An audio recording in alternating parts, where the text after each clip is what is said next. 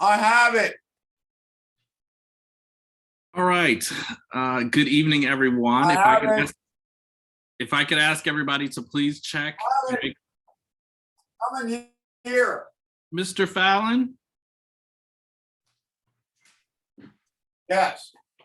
just wanted to let you know that you weren't on mute. And so we all know you have it now, but. Yes. Oh. Okay, it's 7:03 p.m. I would like to go ahead and start the March CVCA General Membership Meeting. We have a full agenda, and I think we'll be able to get through it in a timely manner as long as we stay on track. So I'm going to jump right in. I know that Leah Lynch from the mayor's office is on the call, and I don't think she had any announcements, but I did want to see if anyone had any questions or topics for Leah.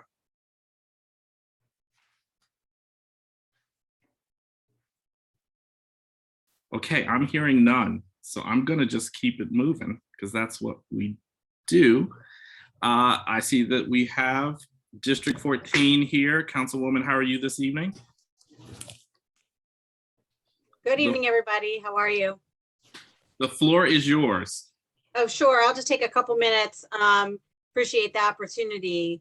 Well, a couple of things. One is we want to welcome you back to City Hall on Monday. We will have our first council meeting that in 2 years in the chamber, and City Hall will be open to the public. So we welcome you.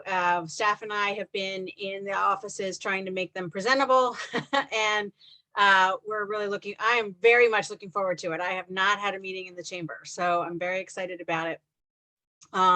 And please come by.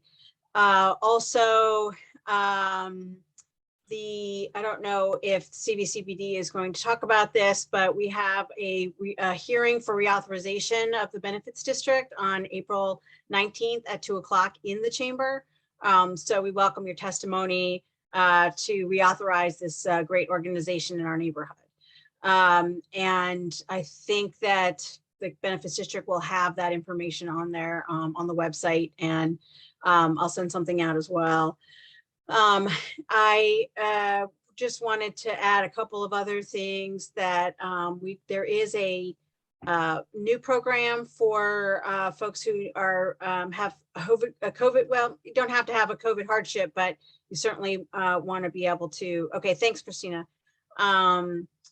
Apply for this particular program. It's called the Homeowner Assistance Fund. If you are low income or senior and you have home repairs, or you're having trouble with paying your taxes, or if you're behind in your mortgage, this is a good opportunity to try to address that. It is a state-run program, but it is federal money. It took us a while to advocate strongly to the state to actually get the website right. If any of you had to deal with unemployment, you know what a disaster that was. So we wanted to make sure that this was not a similar disaster. So I will put the link in the chat for that program if you're interested. And also as many of you know, my background is in affordable housing and addressing vacant properties and community development. This is what I did prior to becoming a council person, and one of the reasons that I ran. With the new emphasis on addressing vacants, I introduced 2 pieces of legislation in the last meeting, and I'll be introducing a few more in the next few meetings, meant to really address this issue of vacant and abandoned properties. I wrote a very long letter to the mayor's office during the time that they were doing this 30-day review. And I have that posted on our website, OdetteRamos.com, if you want to take a look at it. We need all the money that we can get, and to really beef up a new system that we have called in-rem tax sale foreclosure to address the privately owned vacant and abandoned properties. And so you'll see more on that from me moving forward in the next few council meetings as we try to address this this issue. I think those were the major announcements. I think by now everybody's got the recycling bin. If you don't, please let me know. If I'm happy to make sure that you get a recycling bin. I also have a newsletter that comes out on Mondays. It has lots of information about things happening in the district and things happening citywide. So I'll put that information in the chat for you to register. I am one of your neighbors. I live in the area on 31st Street. So I'm always happy to be here, and thanks for the time. Okay, well, thank you. And anyone have questions or feedback for the councilwoman? Okay, we're moving right along. 12th District, have you joined us yet? Anyone from Councilman Stokes' office? If not, we will come back. I know how there are often several meetings in one night. I'm going to go on and see if the Northern District has joined us. Ron, do you recognize anyone from the Northern District on the list? I'm not seeing our usual person on here. I'm checking. Give me a sec.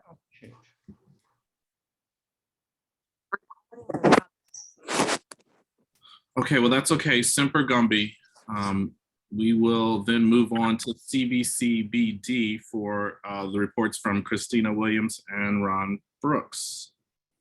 Good evening, everyone. I'm not going to repeat the councilwoman, but we are going to be posting on our website tomorrow some information about the reauthorization, just so that you have some background information, but then also how to testify and how to get in touch with us for any additional information. The hearing, I think you said it, but the hearing is going to be in person at City Council Chambers at 2 p.m. on April the 19th. So just want to make sure that everyone is given that information, and we'll be sharing that information on our website and actually in the Baltimore Sun. It went into the Charles Villager, and then it's also going to be shared on our social media pages as well. So the other thing that's very important right now is we are accepting feedback on our draft survey. And so I'm just going to also add to the chat a link if you would like to. We would love to hear back from you. If you go to our website, charlesvillage.org/community resources, the first thing that comes up is information about the draft survey. It also lists the timeline currently where we are at this time, and then you can view the draft budget there as well. In addition to that, quad elections we're accepting applications for quad elections, quad representatives. So anyone who lives within the 4 quadrants of the benefits district, you can run to represent one of those quads. That application will be accepted until the 15th of April, and then we will announce during our community meeting, also on April the 19th at 7 p.m.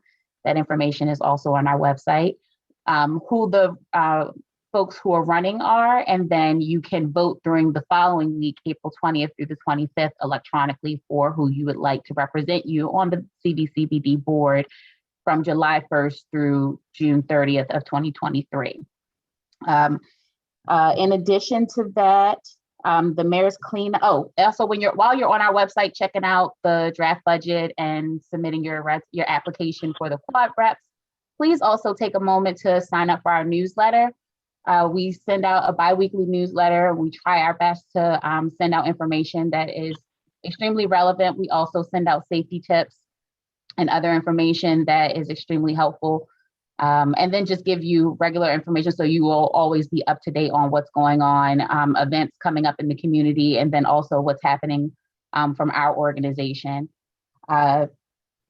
We talked about this before, but our ambassador program, we're no longer accepting applications, but we do have a cohort that is starting tomorrow, which we are very excited about.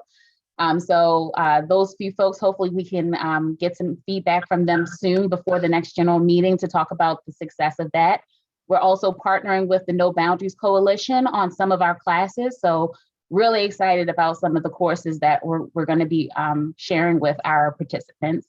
And you'll have another opportunity in the fall to participate in that program. But thank you to everyone who signed up this time around to be our pilot group for our ambassador program. A lot of great information and training will be shared during that program.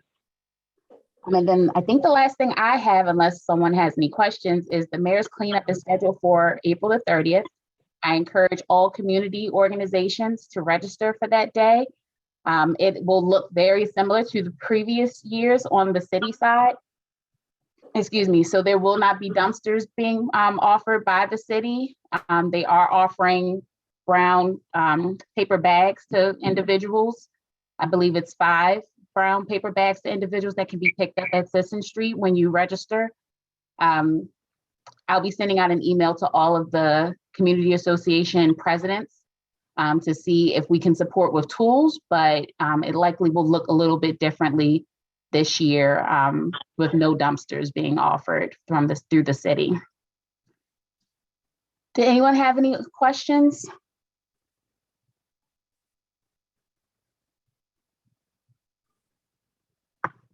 I'll also put my email in the chat, so you all are always welcome to reach out to me if you have any questions.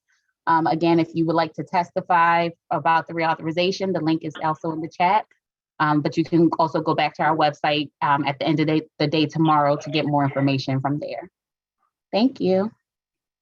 Thanks, Christina. And I'll turn it over to Ron Brooks, Director of Safety Programs with CVCBD. Thank you, Miller. Just real quick, three separate things. Since we met last, the only real robbery trend involves commercial robberies, 2 involving Subway. Other subways in the area in the district were actually notified. We have not had one since. Also, the 2100 block of North Charles Street continues to be an area of concern. There is a open air drug market that is operating in that block. I have communicated this information to the Northern District. They have officers working on it. They've actually made arrests in the area. Unfortunately, the individuals who are being arrested are receiving either very low bail or no bail, and they're simply back out doing the exact same thing. We are trying to approach this issue in some other directions, i.e. notifying landlords in the area, because apparently they're actually using a particular address in the block. So we're working on that area. Also, maybe adding some surveillance cameras in the area. I wanted to come on this Zoom meeting and mention that we hadn't had a carjacking since we last met. Unfortunately, we had one this morning at about 5 a.m. Victim was entering his vehicle in the 2900 block of Howard Street. He was approached by 2 individuals who were armed with handguns. They obviously stole the victim's vehicle, left the location. The victim was not harmed. So in the last 48 days, we've actually had 1 carjacking. Are there any questions? I'm sorry, Ron, was that the 2900 block of, where was it located? 2800 block of North Howard. Thank you.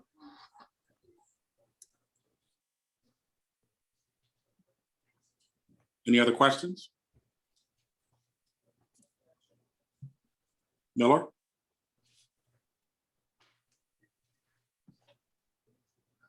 Thanks, Ron. I didn't hit mute fast enough. We'll go ahead and move on. Everybody's awful quiet, making me nervous. Never know when things might take a turn.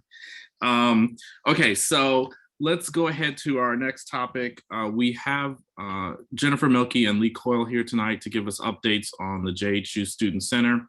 I asked them to come back tonight because several community members had seen a couple of news articles and sent questions my way. So I thought it'd be good to have them come on for a couple minutes to just give some updates if there really are any, or confirm what we've already seen. And I think, Lee, you should be able to share your screen. Thank you. I was just going to ask if I would have that ability. Let me see if I can make this work.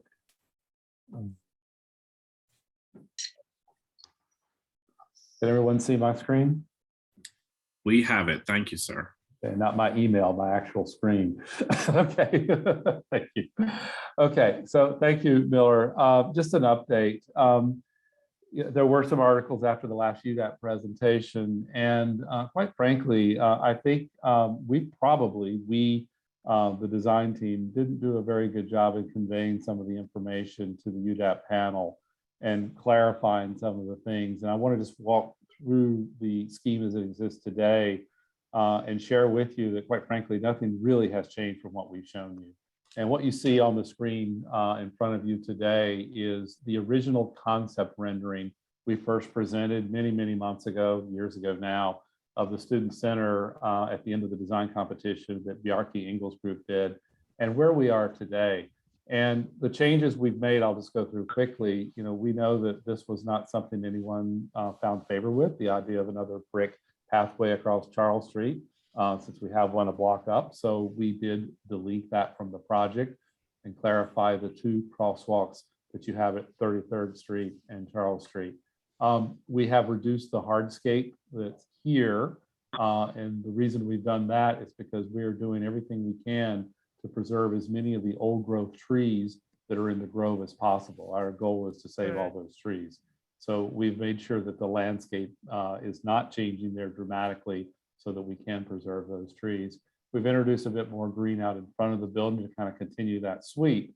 But the basic moves of an entry off of 33rd Street that comes from the south side and the north side, including the ADA compliant, accessible, less than 5% grade to get from 33rd Street to the Student Center. And the idea of this plaza that fronts the food court and opens onto the street has not changed at all. The intention is to activate all of this stretch along Charles Street with this new building. As you see, the building itself has really not changed. And quite frankly, that's just a tribute to the design team's capabilities during the competition to really understand the program and deliver something that's really passed the test of time, because we're now in construction documents for the project. Any questions about this before I move on? Okay, I'll go to the next slide in the interest of time. Here again, this rendering that shows basically that 33rd Street entry. There's a rendering of it, and that plaza that's off of the food hall and open to Charles Street, also less than 5% grade, completely accessible coming into the building, which of course is going to be open to the public, as we mentioned before. The food hall will be open to the public. This drawing probably represents a little bit of the concerns that we weren't able to address from a graphic standpoint. And we actually had Renata Southard come into our office about a week ago, because we're going to continue to work with them, obviously, at the staff level to make sure that their concerns are met. But as we started talking about the project, we realized that the way we've rendered this, and it's obvious where this came from. This is a band of brick that's a walkway, steps and walkways that circumvent the building, connecting to brick, Johns Hopkins University kind of signature walkways. Really, in the minds of UDAP and the planners, we started separating the building from the landscape. And really, if you look at this drawing, this was a previous drawing, this kind of shows the intention. The walkways move up to these building entries, completely engage the building on all sides. And again, that's one of the things that this team did a great job with, giving that ADA compliant entry on all sides. But when we did this, and we didn't really clarify in the drawing what the stuff was between the brick and the building entry, it gave them the impression that we were not engaging that landscape. So we started talking to Renata about this and looked at this drawing and the evolution. We realized it was the rendering more than how we actually are working with the landscape, with the architecture, that was the concern. The other thing I have to say we did not do a very good job of, we got a bit myopic about presentations about the Student Center and nothing but the Student Center. We didn't really spend enough time explaining the intention of the overall 33rd Street, Charles Street plan. And as you guys are well aware, the work that's been done on St. Paul Street, 33rd Street to engage Charles Street, it's not just the Student Center. And here again, this is the entry from the Student Center, but it's also all this activity that's happening, much of it generated by the project across the street, the study that's under construction right now, the terraces that will face 33rd Street here, a new sidewalk that will engage Charles Street here, the sidewalks that go across the student center, I should say crosswalks. The idea that all of this operates as an urban improvement to enliven the street, we never made much of a point of that. And I think that was another failure on our part to clearly convey the message. So what we're doing to help is to actually prepare a drawing that shows all of this, all of these together in a plan like this, so we can illustrate the idea that we intend to activate not just the west side of Charles Street, but the east side of Charles Street. Make sure that's connected to all the activity we have on 33rd Street and St. Paul beyond. So that's really where we are right now. Again, I don't think we've really changed anything. We just didn't convey our message very well. But any questions, I'll be happy to answer. Hi, Lee. How you doing? Good, how are you? Just fine. I'm interested in completion date. So we are actually still on our target of having this building complete for the fall of 2024 semester beginning. So that has not changed. And you see the big hole, obviously, and yes, that's not very attractive right now, but the fact that that hole is being dug and all that rock is being removed is a good indication that we are on our schedule. We are mobilizing to start the construction once that earth is removed. Thank you, Lee. Thank you, Paul. What happened to the bust of Johns Hopkins? So the Hopkins Monument is actually in storage right now. And we are working now to figure out where we would like it with the city. Because remember, it is city property where it should be placed. So that's a work in progress right now, but it will be re-erected at some point in time.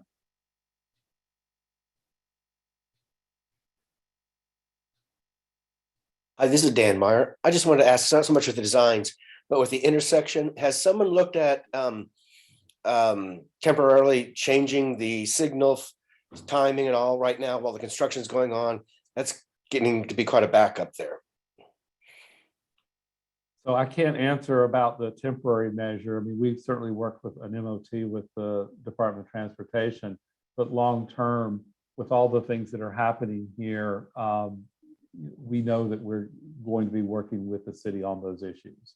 Again, I can't answer the temporary measure, but long-term, when we look at the inclusion of in the 33rd Street, Charles Street intersection, we know there'll have to be rework of the signals.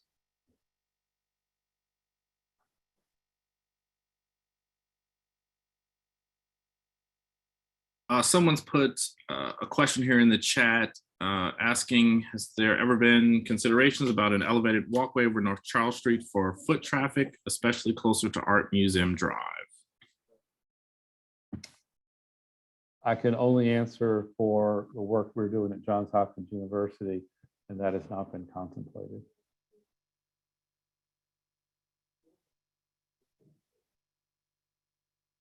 Okay, any other questions for this agenda item? Okay, thank you both for being here. And if I get any afterwards, I'll send them to you as usual. We'll go ahead and move on. The next topic is the JHU Spring Fair. We have Jaquay Collier here. Jennifer, do you want to jump in? Yeah, Miller, I didn't know if you wanted, Julian is here to talk about the sustainability plan. Sure, we can go ahead and do that. That's fine. Julian? Thank you, Miller. Thank you, Jennifer. Great to see you all tonight. Thanks for having me. My name is Julian Goresko. I'm the Sustainability Director in the Office of Sustainability at Johns Hopkins. And I'm going to share with you a little bit tonight about a planning process we're in the middle of, working with community partners and institutional partners, looking at a 2030 sustainability framework for the institution. Miller, do I have sharing capabilities? It looks like you should be good. Go ahead. Thank you. Johns Hopkins is currently creating a 2030 sustainability plan framework. There's obviously an enormous amount happening at the regional and state level in this space right now. For those of you who've been following the Climate Solutions Bill moving through the House and Senate for the state, there's a lot of exciting and important work to do around climate action, decarbonization, environmental justice, and the like. And we're grappling with, as an institution, how to develop an overarching framework that will outline the broader vision, goals, targets, and strategies, touching on a myriad of issues outlined here. Areas around carbon neutrality and emissions reduction, transportation, teaching, wellness, the built environment, water, food, and waste and materials. And we're working with Integral Group, who is they refer to themselves as a deep green engineering consulting firm. This is an 18-month project. And one of the things we've really heard from the outset has just been the importance of collaborating with community partners. And so I'm going to talk to you a little bit about the ways that we are bringing community members into the process. This is an 18-month project schedule. It was launched in late summer of last year. We kicked off a vision phase of the project in late fall and launched a community advisory group. And I'll share some of the sort of organizations that are participating in that in a bit. We're currently in the middle of some of the heavy stakeholder development work that's happening that's really defining the priorities of this plan. And we're going to be synthesizing that over the summer and then sort of re-engaging with a variety of groups in the fall through both in-person and virtual engagement to share some of the solutions that are emerging and to get people's feedback and input. And we'd love to hear from you. We'd be happy to come back here again as this process unfolds. This is a university-wide framework for Johns Hopkins. I know many of you, I'm sure, are thinking locally about our Homewood campus. Our team is responsible for sustainability across the institution in East Baltimore, Homewood, the Applied Physics Laboratory, and Washington, D.C. So you can imagine just the scope and complexity of developing something with, that addresses 15 million square feet of owned space so broadly across so many campuses. Yeah. That's what we're in the middle of. We've been, for our stakeholder engagement so far, we had around 1,000 responses to a survey that we sent out right around the time we launched our community advisory group. We were over 115 committee members. We hosted a town hall with over 150 attendees in the fall. We have 3 advisor groups, like I said, one of which is dedicated to community, the other which is around research and academic linkages to environmental sustainability, and another around business and operations, and a variety of working groups that are involved in some of the topical areas. These are just a snapshot of the different community organizations that are participating through that advisory group. And Miller has been there on behalf of the Charles Village Civic Association, but you'll see a number of civic associations here throughout the region, NGOs, some city representatives, some state delegates as well. And we are really thinking about how we leverage this plan at the regional level to try and align the university's priorities with those of the broader Baltimore region. So a couple of things I just wanted to share with you all from the survey feedback that we received, which has been really reinforcing for us. We asked participants if they could, tell us what they felt unique strengths were of the university that could help us establish a vision for sustainability. And we heard things you'd probably expect around our research prowess, our sort of global influence, our financial resources, but community and community linkages and local action has come through time and time again from the beginning of the process. And one of the other questions we asked was for people to imagine what a sustainable Johns Hopkins community could look like in 2030 in a few short phrases.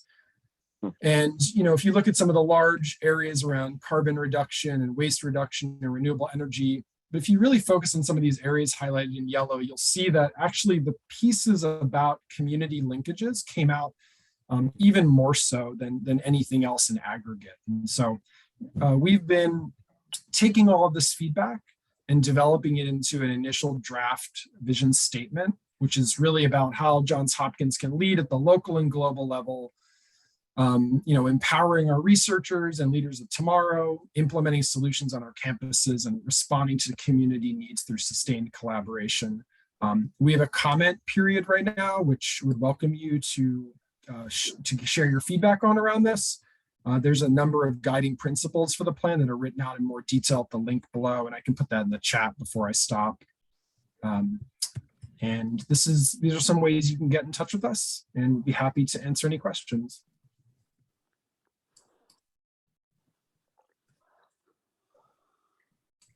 Any questions for Julian?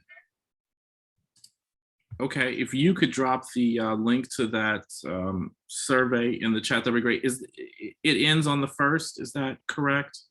The 3rd of April, this The Sunday. 3rd of April. Okay, great. So we have a couple days to do that. Wonderful. All right. Well, I appreciate you being able to attend and give that information.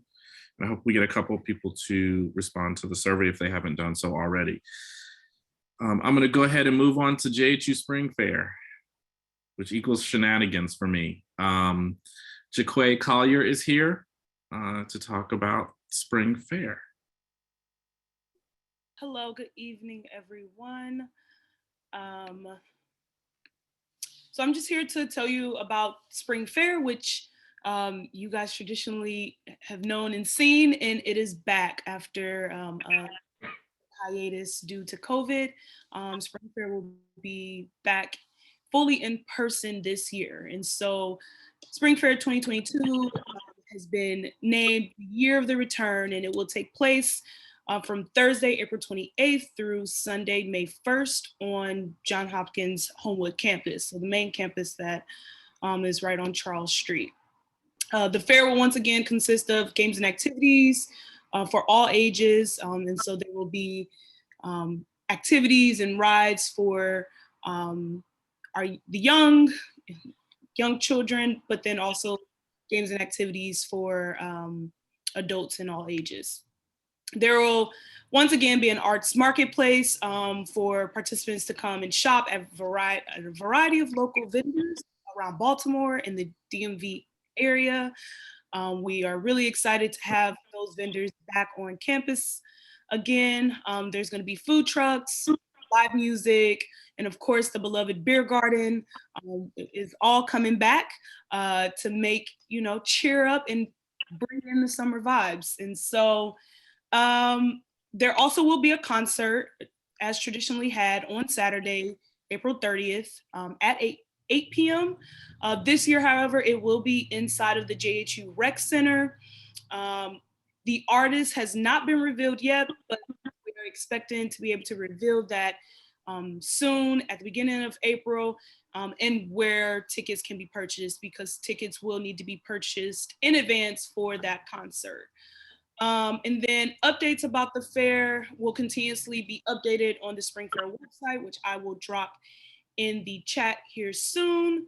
But more importantly, we are just so excited to be able to invite the surrounding communities around JHU back onto campus. We know that it has been quite a while since we've had something that we really could market to the entire community. And so we really are hoping that the larger communities around JHU show up and enjoy a joyous time on campus.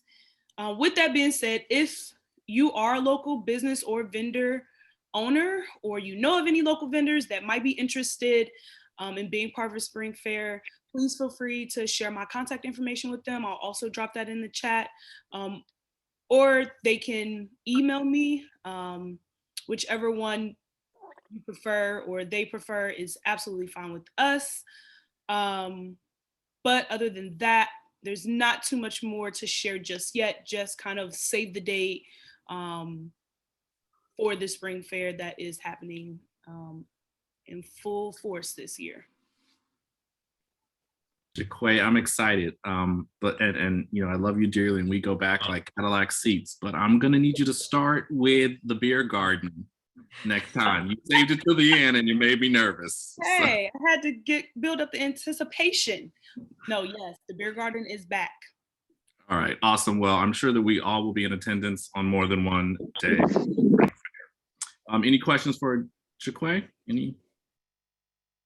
All righty, we're gonna move on to another exciting topic, and that is the 3117 through 21 St. Paul Street Mixed Use Development presentation. I know we have Richard Manikin here, and I believe someone else that will be presenting. You should have the rights to share. Thank you very much. Thank you, Miller. And it's very difficult following the beer garden, but we'll try. I'd like to turn things over to my partner, Doug Schmidt, for the presentation. Thank you. Terrific. Thank you all for your time this evening. Just to give you an overall update on where we are now. We've spent the last number of months working with Sandy Sparks and the Land Use Committee, as well as Councilwoman Ramos on the revisions to the PUD. And so that's been focused on massing. And so today I'll just give you a kind of quick update on where we are, how we've arrived at where we are on the current design, which again is massing focused. So here, just to bring you back in time a little bit, in December of 2020, we purchased the Eddie's building with our partners MCB and CLD. We purchased the Bank of America building in April, and we had our first presentation to land use as we contemplated the use for the site in July. We went back and talked about additional concerns, and then we had a community meeting for some of you that may have been there in the community space next to what's now streets. And we heard a lot of community feedback at that time, which we've continued to hear. And then in February, we went to the Baltimore City UDAP committee, the Urban Design Review Panel, to get feedback from them as part of the massing design as part of the PUD change. And also next Wednesday, there will be a meeting, an in-person meeting dedicated just to talk about this project. And that will be at Union Memorial. And there'll be some information that Land Use Committee will disseminate about that. So just to back up a little bit, give everyone an idea of what the project is. The centerpiece of the project is the streets market. From the very beginning that we got involved in this project, we contemplated and really had a mission to make sure we brought a grocer back to the market. Obviously, Eddie's was such an important part of the community. And so we're very pleased to have street markets come from Washington, D.C. and expand into Charles Village. Part of that of agreement with them was for them to, in the long term, be part of a new project and a state-of-the-art building. And if you'd seen behind the scenes of the Eddie's building, it's certainly functioning and operating, but it is obsolete for the long run. It really needs to be replaced. The other component of our plan has approximately 4,000 square feet of retail. It's way early to determine what that would be, but it'll be street retail that provides services to the community. And then as designed, we have approximately 80 units and 42 underground spaces. And the project is a multifamily that is student focused. To give you an idea of the goals we've had for the project, as I mentioned, grocer is a critical piece for Charles Village. And we really want to expand the retail and pedestrian experience down St. Paul Street. There's obviously been a lot of improvements over the last decades, and we want to continue that south. As I mentioned, student-focused residential, and there's really been a terrific amenities and college feel to that section of St. Paul Street, and we want to continue that. And then there's the obvious piece as a city resident, and often visitor to the Johns Hopkins Fair, bringing growth and people and tax revenue and investments in Baltimore City is obviously very important. And then, of course, this urban environment that has really grown in Charles Village, and the Charles Village Land Use Committee has been a part of this, and the original planned unit development foresaw the opportunity to grow Charles Village. We want to continue that in the next phase of our development. So let me give you images. So this is today. This is when I talk about the urban fabric of Charles Village. And you see in this particular shot, looking north, we can see the Village Lofts to the right, 9 East 33rd, and then the bookstore in the distance. So these are all projects that are relatively new based on the PUD and the changes that were made when Charles Village was planned to grow. So this gives you a little feeling of the scale of the project. Part of our goal and part of our engagement with the community and our discussions with the city design review folks is to come up with a project that fits. So it needs to fit both economically needs to be a viable project. And then it also needs to fit into Charles Village. And what's the UDAP folks mentioned was we have a great variety of buildings, of heights, of ages, of design within Charles Village now. So although you're seeing a particular design, the purpose of that 8 right in the middle that you can see, the 8-story building that we're proposing, that's not final design by any means. That's just to show scale of the building. Once we go through the PUD process and the recommendations, then we can move into real design. And we'll be working with both the land use committee and the city's designer in the final design.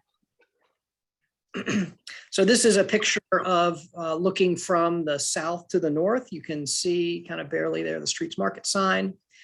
And the reason I show this is because then I can show you a rendering from our architect showing as well the streetscape and the building in this side. And this particular picture is on the left-hand side.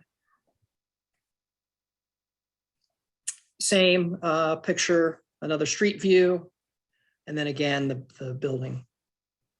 So this is just to give you a feel of, again, massing and scale of how the building will obviously change the streetscape, change the look of that particular block, going from the 1-story building and the 2-story building to something that is a better scale and also brings a lot more activity to the street. So happy to answer any questions at this point. As I said, we'll have a more detailed discussion for folks in the immediate area next week. I think there's one question that someone is asking, and they're just asking, is the residential component strictly student housing? Mm-hmm. So the details of the operation are not determined yet, but we believe that this will be a multifamily market rate development that'll be designed and tailored towards students. But at this point, we don't believe it'll be exclusively students. Okay, thank you. And Logan Indow, I see that you have your hand raised.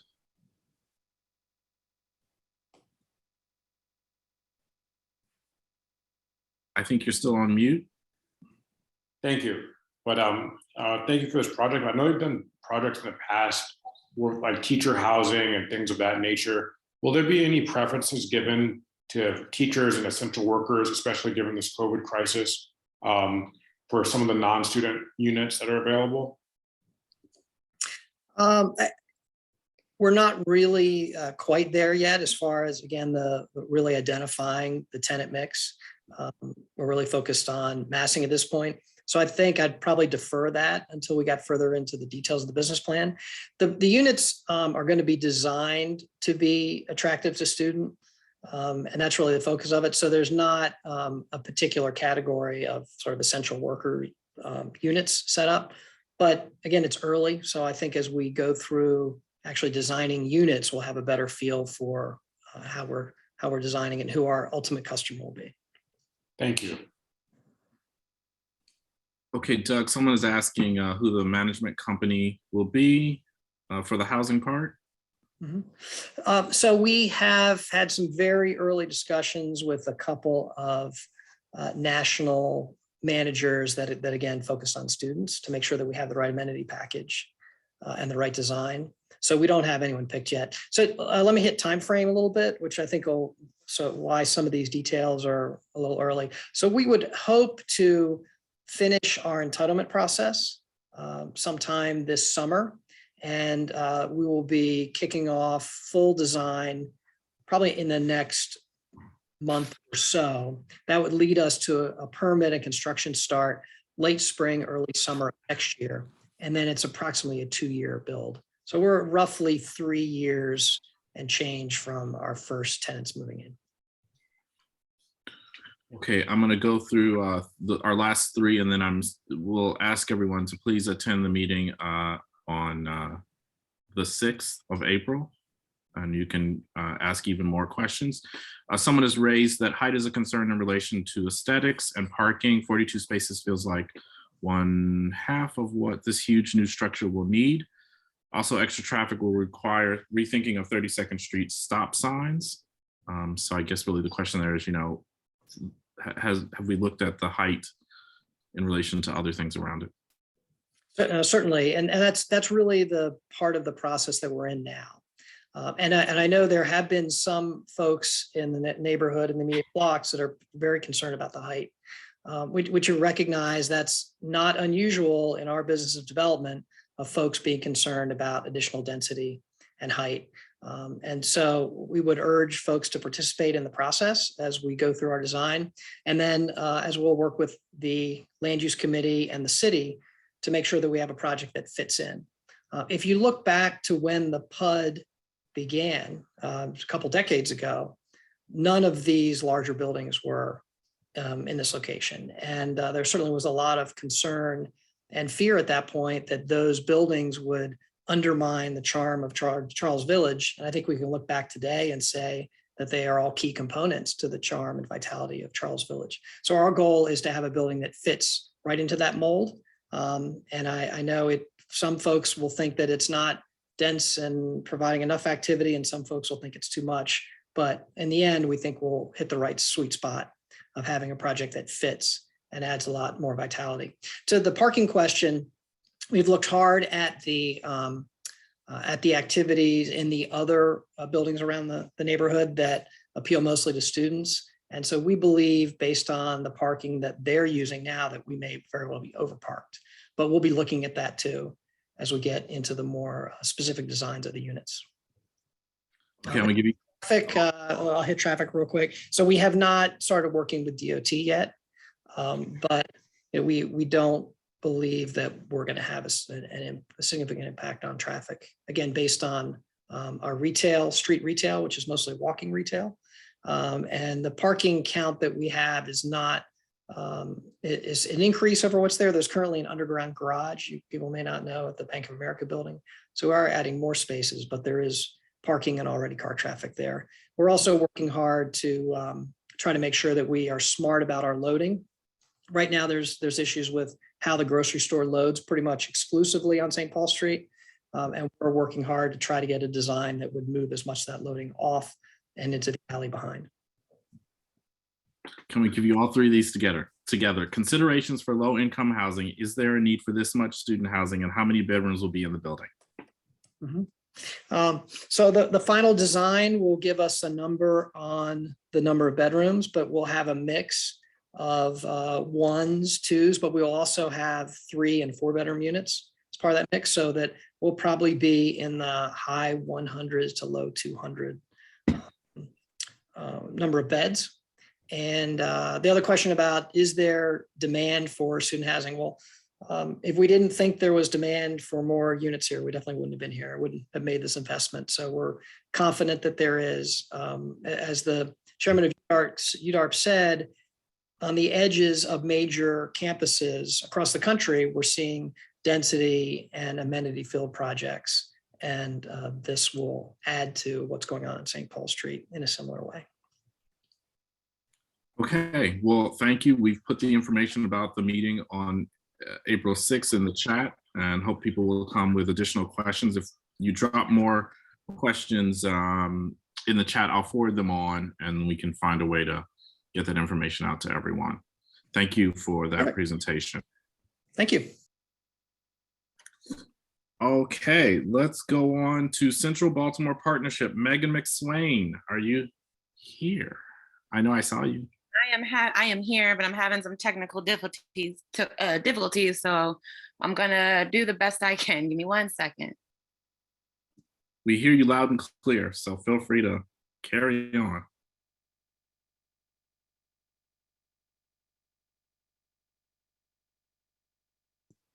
Wait, you're on mute now. Okay, nope, I'm here. Okay. Hi, everybody. My name is Megan McSwain. I am with Central Baltimore Partnership.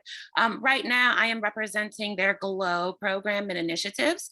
So I'm the community outreach coordinator for all the GLOW neighborhoods, Charles Village, and a small portion of Charles Village is included in some of the GLOW neighborhoods, but I'm just going to give a brief overview of what the GLOW initiative is. Through funding and facilitating connections to resources and service providers, the GLOW program ensures that youth have out-of-school opportunities for both education and employment that enrich them personally, academically, economically, Residents have access to primary preventative behavioral health programs, and residents have access to low-cost nutritious food, resulting in a culturally balanced diet. Some of the recent examples of GLOW in action are actually the neighborhood job and resource fairs. I know you guys were sending them out in the newsletters like crazy. We very much appreciate them, but I'm just going to give a quick overview of what those were, how we got 3 centers to collectively bring all their resources together and put on these 3 fairs. So 3 fairs hosted 3 different neighborhood job and resource fairs at each of their community centers within Central Baltimore. So the 3 centers were Village Learning Place, the 29th Street Community Center, and Corner Team Boxing. So Central Baltimore Partnership worked with the 5 centers to secure vendors to participate and provide resources at these events. Some of the vendors included Comcast Essentials, Maryland New Directions, which was offering workshop and resume writing. Wide Angle Media Youth was there. PCs for People, which was offering refurbished computers at a low cost, was there. We did have some representation from Baltimore City CAP centers. They were offering rent, utilities, and eviction assistance. Brighter Day Mental Health Services were there. Roberta's House were there, offering mental health services to some of the different residents that were coming through. Total Health Care, and a few other community groups that provide services for residents were in attendance at these events. And they were also doing hiring for local hiring for small businesses. For example, the 32nd Street Market was there at the first resource fair at 29th Street, and they were specifically looking to hire young youth workers for their spring markets and just somebody who can man some of the markets over the weekends. We were also offering in-person YouthWorks sign-up assistance.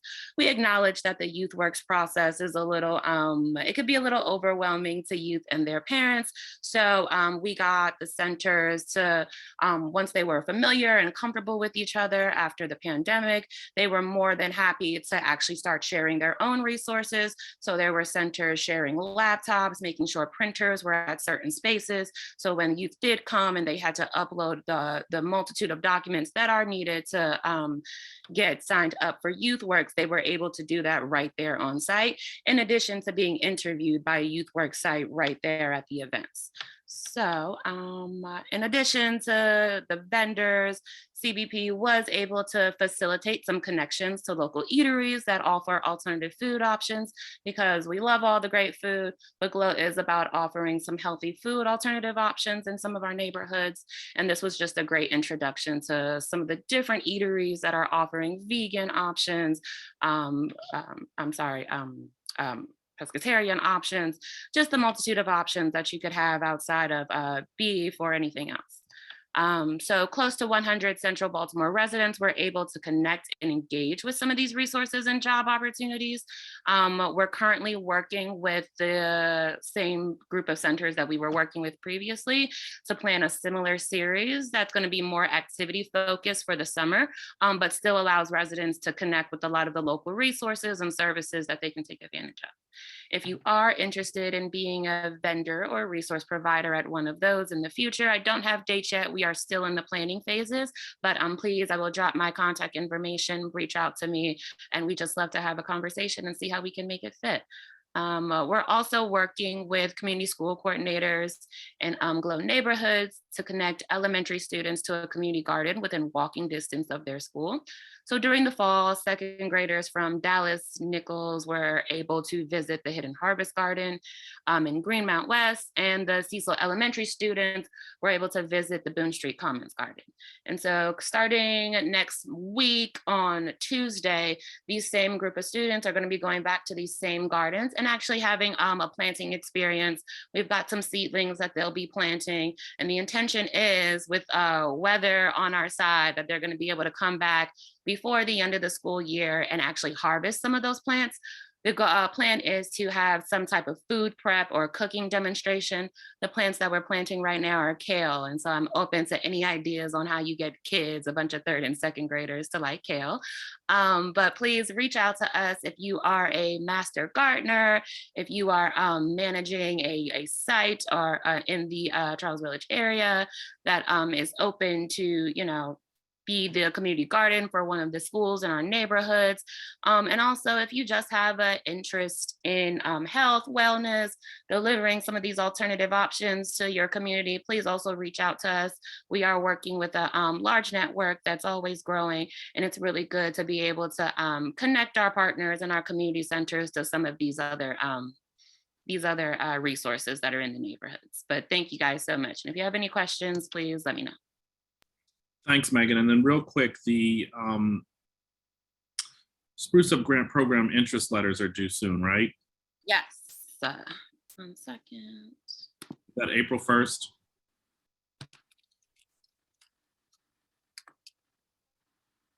I believe. April 11th. Oh, 11th. Okay, so we have even more time. Okay, great. Thank you so much for being here. Any questions for Megan before we move on? Okay, Janice, you want to talk about membership renewal? I think you're on mute.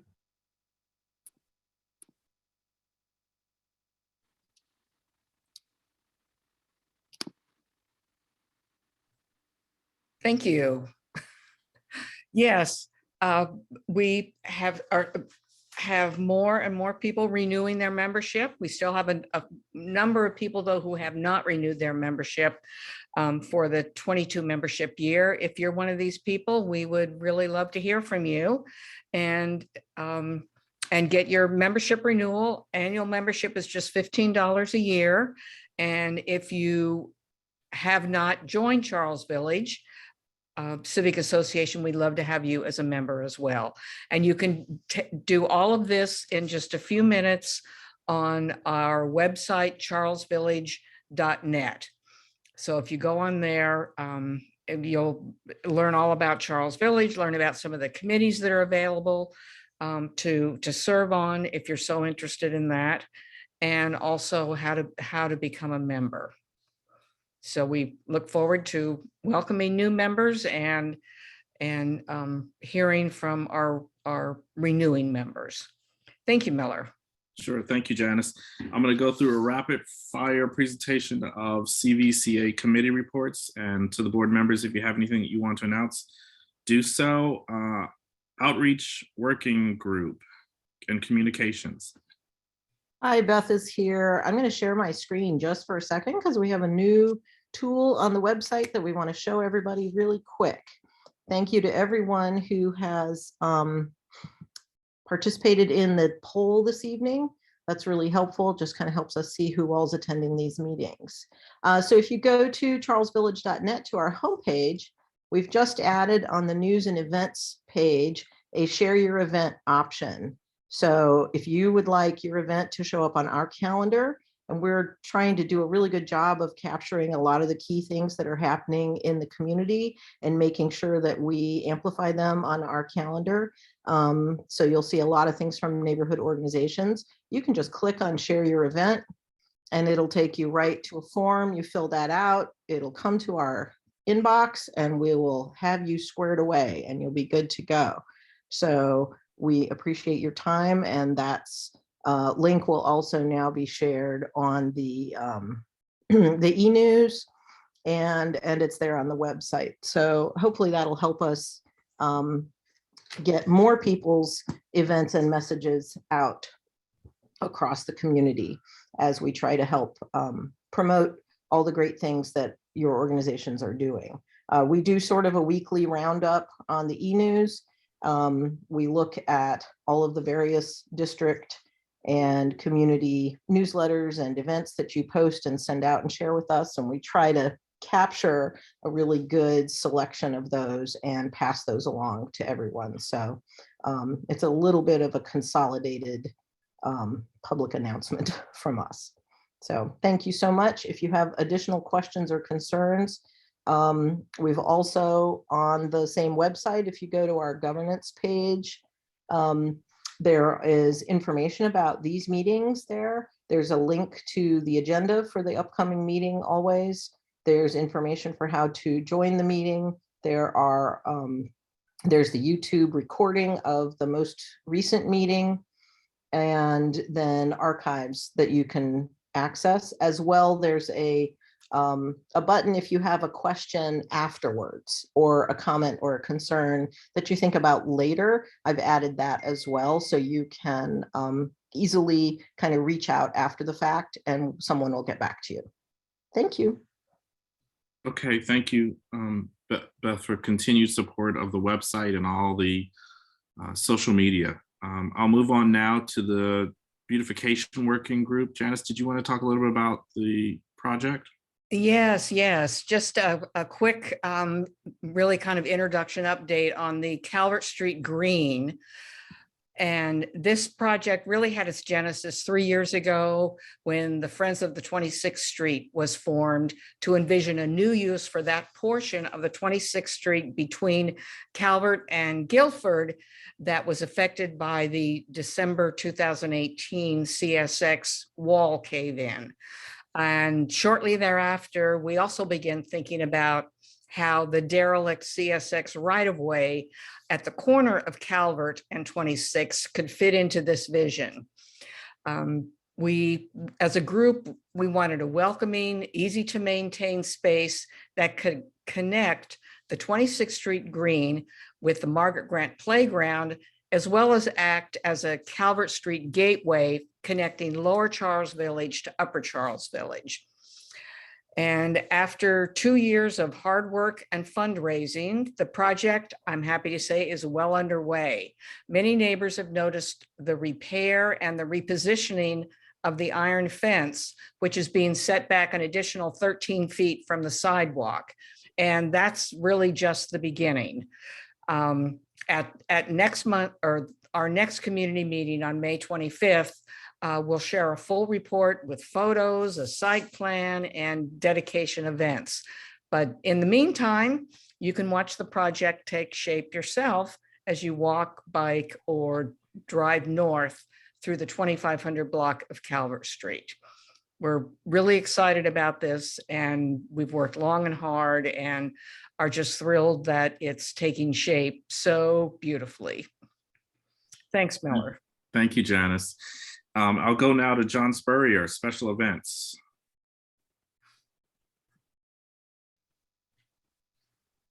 Hello, everyone. We are really excited. We've got a broad schedule starting in just a few weeks. The CVCA is partnering again with Waverly Main Street this year for a concert series to be held at Waverly Commons in the community space adjacent to the Waverly Farmers Market. We'll be hosting 8 consecutive Thursday night concerts this spring, starting with the 21st of April and running through mid-June. We have a partnership that Diana Emerson, the executive director of Waverly Main Street, has arranged with WYPR, and we'll have food vendors every week. In addition to that, we're going to have a full schedule at Peabody Heights Brewery. Every Friday night, we've got live music starting around 6 p.m. It's open to the public. It's free. All things are welcome. You can bring your own food, but there will also be food vendors there. In addition, we're partnering with the Friends of Wyman Park Dell to put on 6 monthly concerts in the Dell, May through October. We also have been contacted by the Shriver Hall Concert Series, and they would like to put on either chamber music or classical music sometime late in August or early September. Probably the type of an event you might pack a picnic lunch and bring to, or brunch or whatever. In addition to that, we're working with the Village Learning Place to have some events in the garden there this summer. We hope to have something at St. Moses Church in their churchyard right by 31st and Barclay. And in addition to that, I'm talking to the Baltimore Museum of Art about the possibility of having some outdoor music events like they've had in the past. I'm thinking the front steps of the museum, maybe the sculpture garden. There are a lot of possibilities. But anyway, we've had great support from sponsors, and we have opportunities available for as little as $500 on up to $5,000, and all the money goes to the musicians. Okay, thank you, John. I better not hear anyone in these neighborhoods say they don't have anything to do all summer long, because we have plenty. Just putting it out there. Paul, do you want to talk about the Charles Village Festival? Yes, absolutely. How's everybody doing tonight? I hope everybody's having a fantastic week. We have been working very hard to organize the Charles Village Festival, and we have decided to move the Charles Village Festival from the beginning of the summer to the beginning of autumn. This will facilitate our during the weekend that we have traditionally held the festival. There have been other events that have come up. One being the Baltimore 10-miler that causes some serious problems for our vendors to move in and set up. And also this year is a new one. We're having there's a wonderful event happening. It's the Baltimore Safe Haven Trans Pride March and Block Party that is happening on the same day as when we usually start our festival. So to avoid conflicts with these two events, as well as the conflict with the Tribeca Food and Truck and Music Festival that usually happens on this weekend, the Charles Village Festival Committee has decided to move the Charles Village Festival to the first weekend in October, which is the 1st and 2nd. And you can visit us at www.charlesvillagefestival.net, charlesvillagefestival.net. And you can email us with any questions at charlesvillagefestival@gmail.com. If anybody has any questions, put them in the chat, or, ask now if anybody have anything. I think there was one question. The Able Street Fair is in September. Isn't this a little close?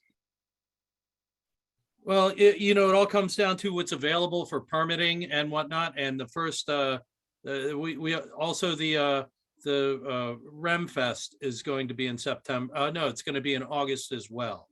So we're in a different month, at least. And this seems to be the most viable weekend to take out of all the others. All right, we can just put up, what is the date? So October 1st and 2nd, right? That's correct, Miller. Okay. We can just kind of boost attendance by putting me in a dunk tank. I think you'll get enough people who want to take me out. Moving along. Thanks, Paul. And let us know what else you need. I appreciate the work that you all have been doing to try to make this festival work. Sandy, anything from land use beyond what we've already talked about, or PUD design? Well, we are very busy with the St. Paul Street project that you've heard about tonight. The meeting for April 6th, I must say, will have limited availability for tenants to capacity of 40 people that Union Memorial established when they allowed us to meet there. It's very difficult to find a meeting place in Charles Village. So I really would like to emphasize that the meeting is really intended for people who live closest to the project. So please keep that in mind. We appreciate that. The PUD, the ordinance for the PUD,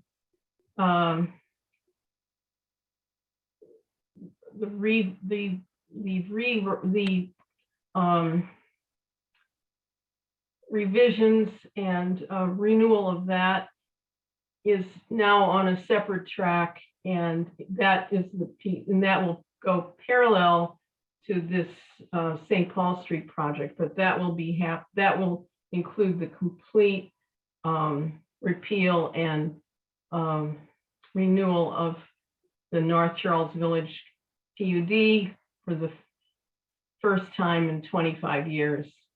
And so that will be happening, but that'll take us through the fall. The other project that we're very much involved in is the Peabody Heights Apartments on 27th Street. That is a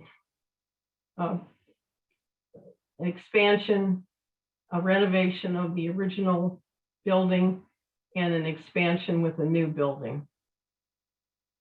Those are the major projects that we're dealing with. But we always have something happening, something coming up with a zoning question. Okay, thank you, Sandy. Anybody have questions? I'm gonna ask real quick, Brian, did you have anything from the safety front? Just to dovetail into, as relates to what the Northern District report was, that as we talk about safety and crime in the community, remember there are basically three types of crimes: impulsive crimes, opportunity crimes, and premeditated crimes.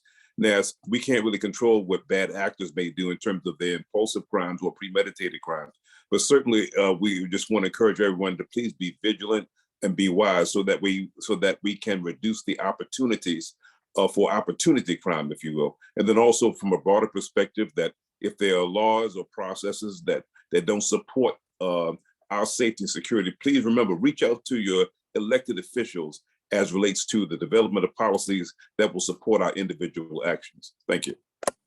Thank you, Brian. And I'll just say blanket statement that I think a lot of our communities are working now. It's liquor license renewal time, and working with liquor store owners for MOUs or addressing other issues before their liquor licenses are renewed. The deadline for them to file is the 31st, and I think they begin issuing on the 15th. One of particular focus is Kitty's Lounge. We're continuing to work with them to see how we can all exist in a better state. Let's see, real quick, governance committee, anything that you wanted to announce?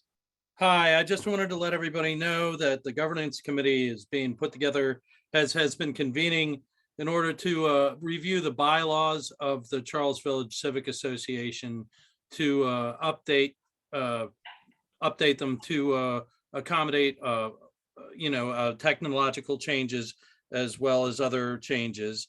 And I would like to invite everybody to review the bylaws if you would like. We're interested in full transparency. If you are interested in reviewing the bylaws, they can be found on our website at, I'm sorry, what's our website address, Miller? Oh, sure. Hold on.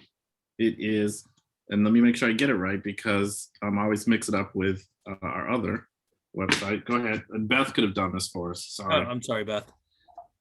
Because she can tell you for sure. Beth, go ahead, because I get them confused. Me too. I'm putting it in the chat. Thank you. Okay, there you go. Yes, please review our bylaws. It's important that our members can see what our direction is. And I would like to invite everybody to have a look at them, as well as any other documents regarding the operation of the CVCA. And that's about all I have. Okay, perfect. Thank you. So Janice, I know, and I'm still not accepting, Janice, who's been heading up the nominating committee for the CVCA, has decided that she's going to step to the side but still serve on the committee. And I wanted to acknowledge and thank her for all the work doing that every year. It's a long process.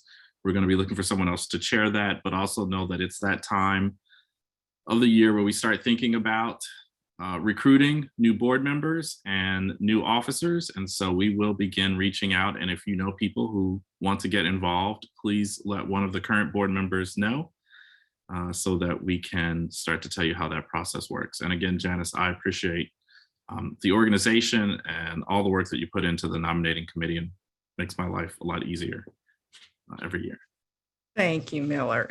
And I just wanted to say that we will have, there'll be information in the Charles Villager. We'll have information on our website. We're trying to expand the number of ways that we reach out to the community to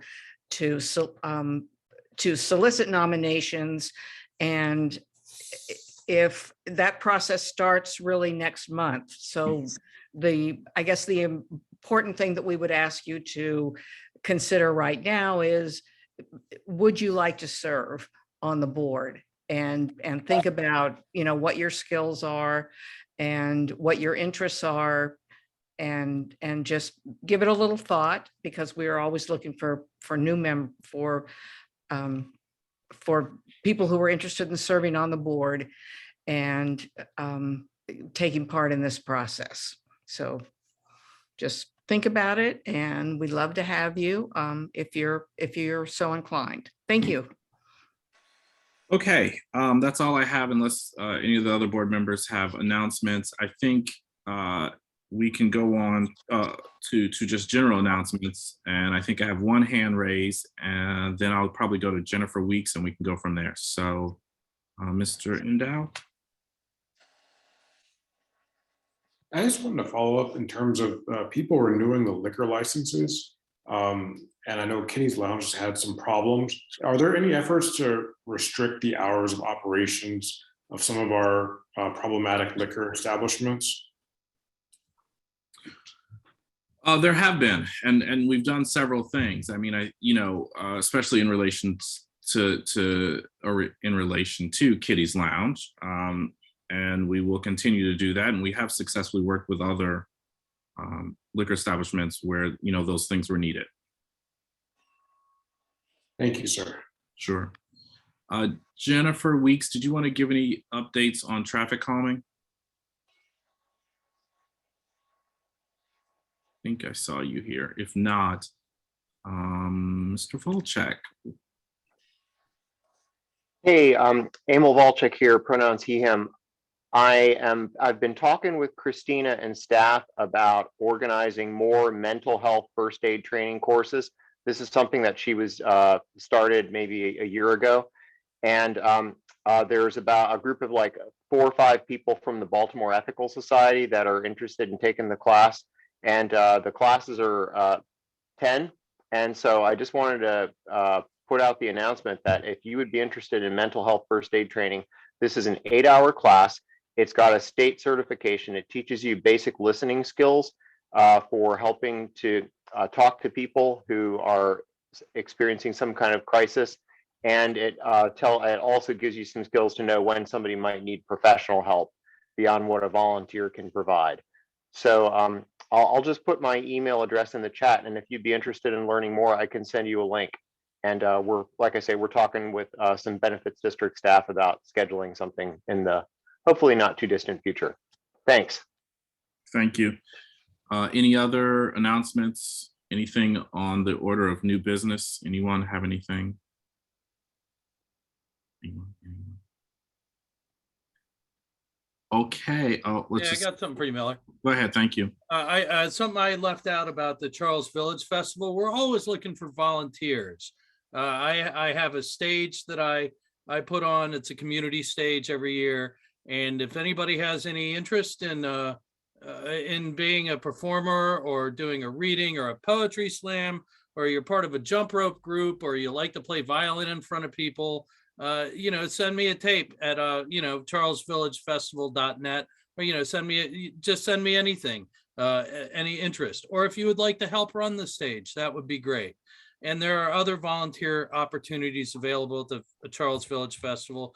Please reach out to us if you have anything that you would like to do for us, and we will see if we can fit you in. It is an all volunteer group that is very dedicated to doing this every year. And we're very happy to be back after so long through COVID. Now we're coming back, and there's lots for everybody to do. There's a plethora of things to do and not enough people to do it. So please reach out to us at charlesvillagefestival@gmail.com if you have anything for us, anytime, anything that you would like to do for us. And thank you very much, everybody. So real quick before we close, someone's asking about the pep parade that will be part of the festival in October. We're still discussing it. We have a director for it, and it's a new event, so we're still working out all the bumps. We're hoping to have it circle the Dell and then down into the Dell maybe for the last little bit of it, and it will be happening on it'll be happening around the event instead of off in a different place like the 5K used to be. So we're really working to get it as part of the festival, not an ancillary thing. And we're really looking forward to having it happen this year. It's going to be great. Yes, and the garden walk is also part of the event. Yeah, And so that is that'll be happening this year as well. We're really looking forward to having the garden walk in autumn because it'll change the whole nature of the event. Beth, did you want to speak to the garden walk? We don't need to speak to that right now, but just people keep a lookout. There will be plenty of information and details published across all of the various platforms as we move into the planning for the new weekend. And I will be sending out an update to anyone who had already volunteered for the June date to ask if they're still interested in participating in October. So thank you. okay, everyone. Information packed meeting. I appreciate everyone being here tonight. We'll get the recording up for anybody who wants to go back and listen to the information. Until next time, which is going to be May 25th, everyone be safe and take care of yourselves. Thanks a lot. Good night. Thank you. Thank you, everyone.